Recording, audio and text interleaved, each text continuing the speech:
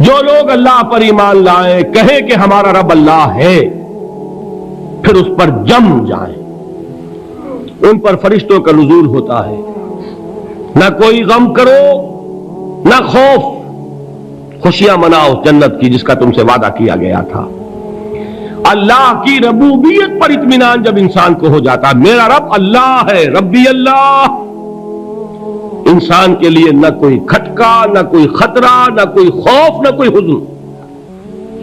جو کچھ ہو رہا ہے کس کے اذن سے ہو رہا ہے؟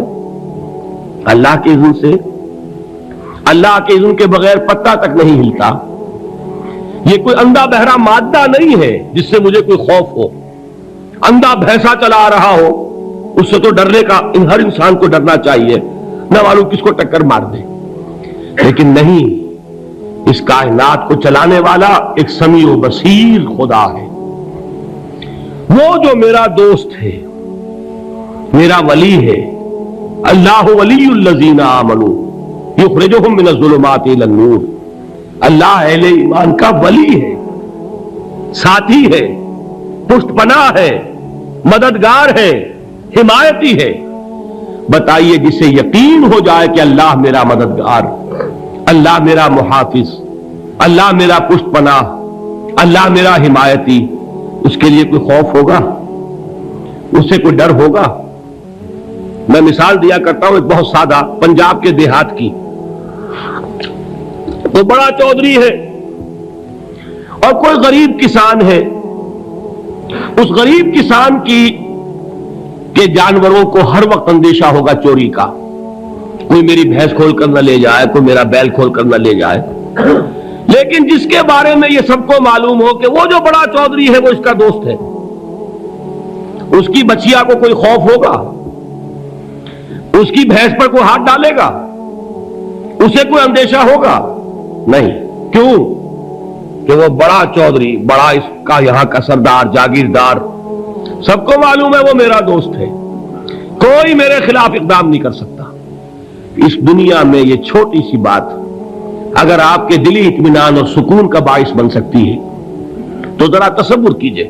میں لفظ تصور استعمال کروں گا صرف اس لیے کہ اس کا ہم جس کو کہتے ہیں ادراک اور شعور کر نہیں سکتے، اگر کے ساتھ کر سکتے۔ اگر یقین ہو کہ اللہ میرا مددگار اور یقین ہو کہ اللہ ہر آن میرے ساتھ ہے، پھر کوئی خوف؟ کس کا خوف؟ کوئی شے اللہ سے بالا تر ہے؟ کوئی قوت اس سے زیادہ طاقتور ہے؟ کوئی اس کے ارادے کو بدلنے والا ہے؟ کوئی اس کی مشیت کے آڑے آنے والا ہے؟ یہی بات ہے جو حضور نے فرمائی۔ یہ ایمان کا حاصل ہے لب لباب، کہ دیکھو اچھی طرح اس بات کو ذہن نشین کر لو، اگر تمام انسان مل کر تمہیں کوئی نقصان پہنچانا چاہے نہیں پہنچا سکتے مگر جو کچھ اللہ نے لکھ دیا ہو، اور تمام انسان مل کر تمہیں کوئی نفع پہنچانا چاہیں نہیں پہنچا سکتے مگر وہ شے جو اللہ نے طے کر دی ہو۔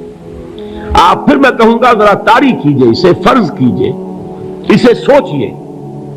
اگر اس حدیث پر ہمارا دل ٹھکا ہوا ہو تو کسی سے ڈر ہوگا؟ یہ مجھے نقصان نہ پہنچا دے، یہ میری رپورٹ خراب نہ کر دے، یہ میری انکریمنٹ نہ رکوا دے، یہ میرا یہ نہ بگاڑ دے، یہ میرے یہ نقصان نہ پہنچا دے۔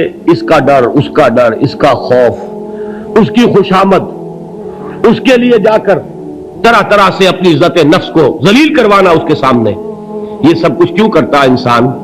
جب سمجھتا ہے کہ اس کے ہاتھ میں میرا کوئی نفع ہے، اس کے ہاتھ میں میرے لیے کوئی ضرر ہے، یہ مجھے کوئی گزند پہنچا سکتا ہے، یہ مجھے کوئی نقصان پہنچا سکتا ہے، یہ میرا کوئی کام بنا سکتا ہے، یہ میری کوئی ضرورت پوری کر سکتا ہے، اسی کا نام شرک ہے۔ جہاں آپ نے یہ سمجھا کہ غیر اللہ کے اندر کوئی طاقت موجود ہے وہی شرک ہے۔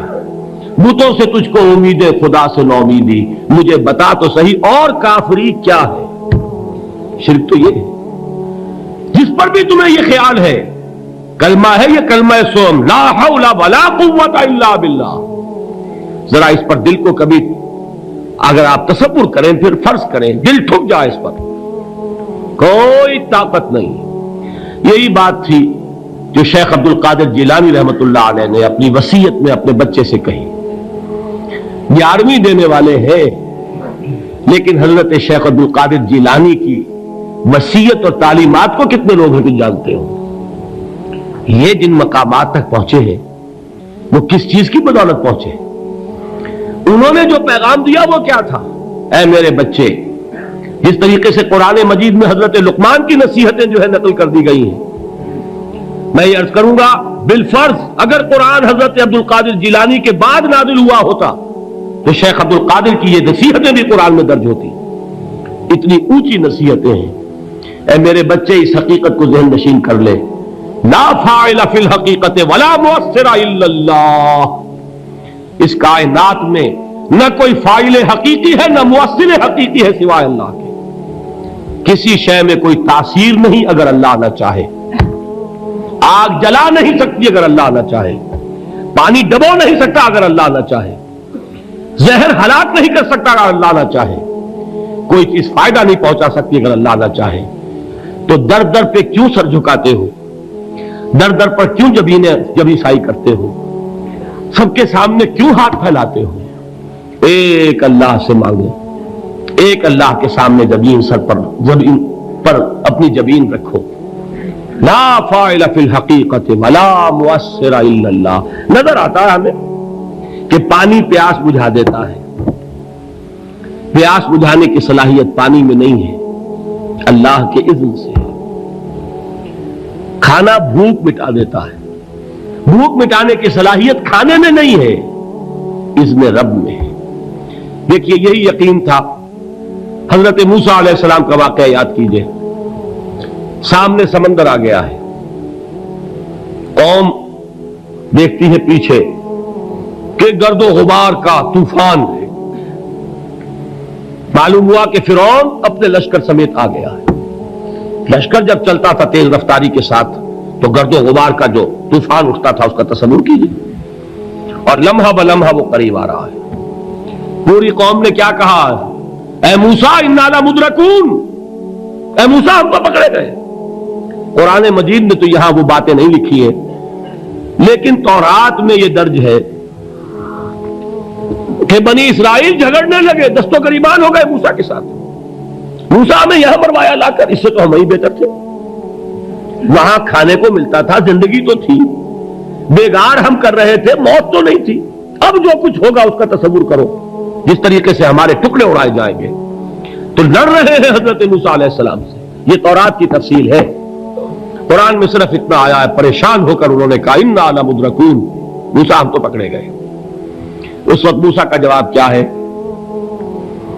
کلا ان معی ربی سیہدین. نہیں، میرے ساتھ میرا رب ہے، وہ راستہ دے گا. بتائیے کہاں راستہ نظر آ رہا ہے؟ یہ ہے ایمان بالغیب. راستہ نظر نہ آئے تب اللہ پر یقین ایمان ہے. جیب میں پیسے ہوں اور تب دل کو اطمینان ہے تو ایمان کس پر ہوا؟ پیسے پر، اللہ پر نہیں. جب وسائل و ذرائع نہ ہو اور پھر یقین ہو کہ اللہ مسبب الاسباب ہے، وہ اسباب کا پابند نہیں ہے، وہ اسباب کا محتاج نہیں ہے، اسباب اس کے محتاج ہے. اگر یہ یقین ہے تو اللہ پر ایمان ہے.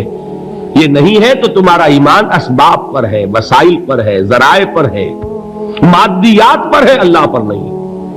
اس وقت کہاں راستہ تھا؟ کوئی راستہ تھا؟ سمندر ہے اور ادھر سے لشکر آ گیا ہے.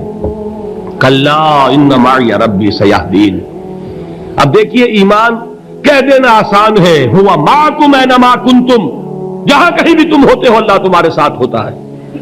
لیکن اس کا یقین قائم ہو جائے تو زمین و آسمان کا فرق واقع ہو جائے. یہی بات ہوئی حضور کے ساتھ. غار ہے، چھپے ہوئے ہیں محمد الرسول اللہ اور آپ کے وہ یار غار ابو بکر صدیق رضی اللہ تعالی عنہ. اقبال نے حضرت ابو بکر کی شان میں چند اشعار کہے صرف، لیکن واقعہ یہ ہے کہ بھاری بھاری نظموں پر اور قصیدوں پر بھاری ہے. طویل ترین نظمیں اور قصیدے ہوں ان پر بھاری ہے. ہمت ابو بکر کی ہمت جو ہے کشت ملت را چو ابر، جیسے بارش سے کھیتی اپجتی ہے، ابو بکر کی ہمت اور عزیمت اس امت کو اسی طرح سینچنے والی ہے۔ ثانیے اسلام و غار و بدر و قبر، وہ دوسرے تھے اسلام میں، دوسرے پہلے کون تھے؟ انا اول المومنین، حضور فرماتے ہیں سب سے پہلا ایمان لانے والا میں، دوسرے ابو بکر۔ ویسے ہمارے ہاں یہ چلتا ہے اختلاف، حضرت علی پہلے ہے کہ حضرت ابو بکر پہلے ہے، لیکن اس میں بڑی خوبصورت تطبیق قائم کی ہے علماء نے، اور بہت صحیح ہے۔ چار کے بارے میں فیصلہ ہی مت کرو کہ کون پہلے ہے، ان کی ایک عجیب تقسیم کر دی ہے۔ آزاد مردوں میں، بالغ مردوں میں سب سے پہلے ابو بکر، بچوں میں سب سے پہلے علی، خواتین میں سب سے پہلے خدیجہ، اور غلاموں میں سب سے پہلے زید بن حارثہ۔ بڑی پیاری تقسیم ہے، یہ چاروں ہی پہلے ہیں، ہر ایک کے لیے اولیت ہے۔ اور واقعہ یہ ہے کہ اگر زمانی اعتبار سے تعین ہوگا تو پہلے خدیجۃ الکبریٰ آئیں گی رضی اللہ تعالی عنہ، کسی اور سے بات کرنے کی نوبت بعد میں آ سکتی ہے، پہلے تو اہلیہ محترمہ سے بات ہوئی، آتے ہی پہلی وحی ہوئی ہے، ابھی تبلیغ کا حکم نہیں تھا۔ کس کو بتایا واقعہ؟ ابھی اپنی نبوت کی تبلیغ کا تو حکم ہی نہیں آیا، واقعہ کس کا ہے؟ وہ خدیجہ کا ہے۔ جب کہا ہے کہ خشیت علی نفسی، مجھے اپنی جان کا اندیشہ ہے، تو کیا جواب دیا خدیجہ نے رضی اللہ تعالی عنہا؟ وہ صدیقۃ الکبریٰ ہے، صدیقات جو ہے خواتین ان میں چوٹی پر خدیجۃ الکبریٰ ہے رضی اللہ تعالی عنہا، اور صدیق جو مرد ہیں ان میں صدیق اکبر ہے ابو بکر صدیق رضی اللہ تعالی عنہ، لیکن صدیقات میں چوٹی پر۔ جب حضور نے فرمایا خشیت علی نفسی، کیا فرمایا، کیا عرض کیا، کیسے تسلی دی؟